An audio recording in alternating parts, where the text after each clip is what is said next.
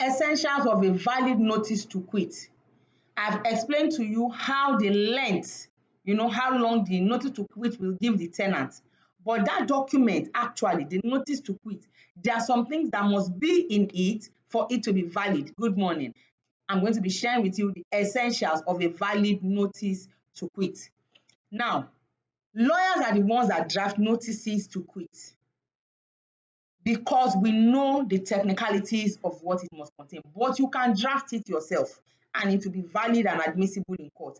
The only thing is that you must do it technically right.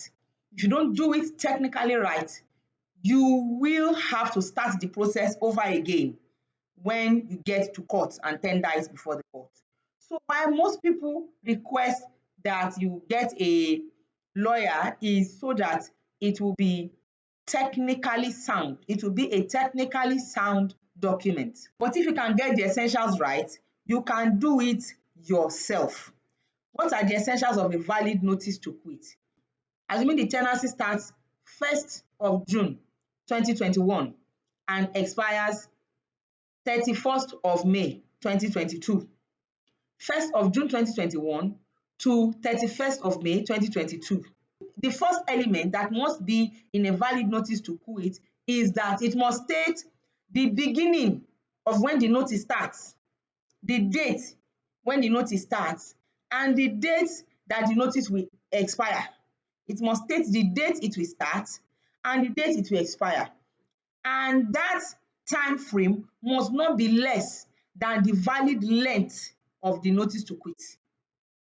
If the tenant is entitled to 3 months notice, then those 2 dates specified in the notice to quit must be a minimum of 3 months. It can be more, but it must not be less than 3 months, otherwise it will be invalid.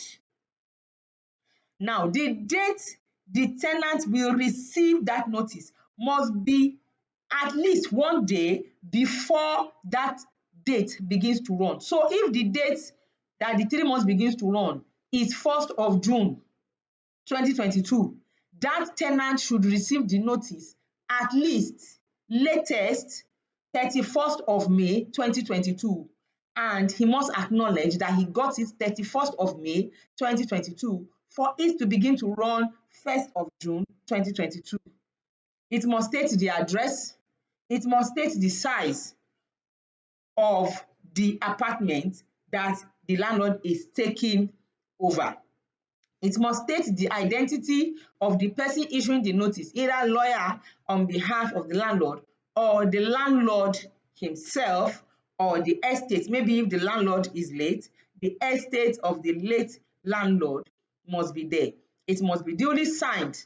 It must be written on a letterhead of some sort. It must have the name and address of the person that wrote it. But that time frame is very, very essential.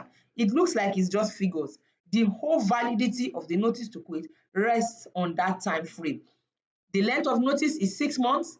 Then the date of the start of the notice and end of the notice must be a minimum of 6 months. It can be longer than 6 months, but it must not be less. And the tenant must receive it at least 1 day before it begins to count, so that his length of notice is full.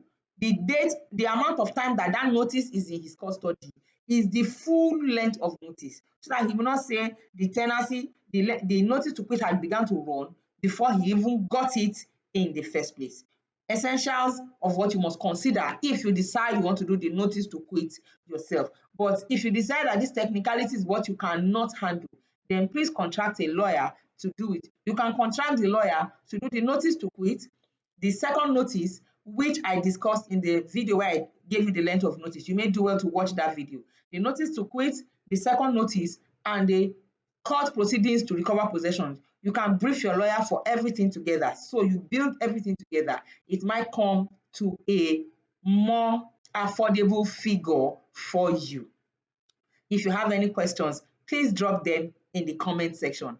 Thanks for watching. And remember that I have a surprise for you. I will tell you what the surprise is. Somewhere between the 21st, 22nd day, I will tell you what the surprise is. But stay tuned, keep watching. I have more for you as the days go by. Take care and bye-bye.